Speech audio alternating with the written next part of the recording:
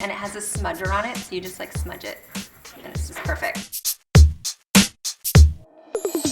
I would say the number one thing to look out for is perfume or fragrance. It's just unnecessary. You really don't need a synthetic fragrance in your skincare or in your makeup.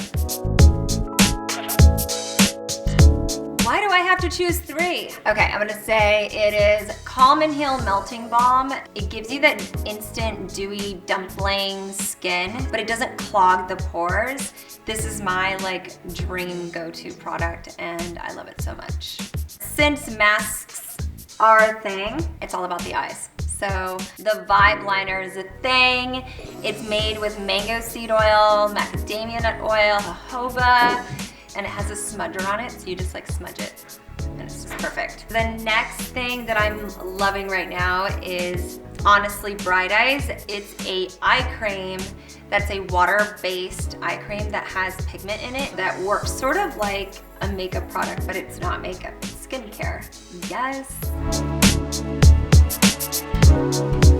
Best practices no matter what is probably to put your serum on first. Sometimes I double moisturize, like facial oil and then like hydrogel cream, or I'll do Calm and Heal Melting Balm and then hydrogel cream when I really want to give my face what a green juice feels like to your body.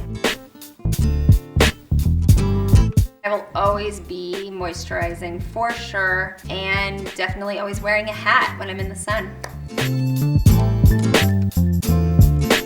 The no makeup look, clean looking kind of skin, not super cakey makeup, flushed cheeks and lashy with a glossy lip. It's kind of my everyday thing. I have one face, so make sure that you use the best products for it. That was one thing that we always splurged on, even when, you know, we were saving money and couponing and everything for groceries. My mom was still like, but we're gonna invest in that, you know, that good skin cream.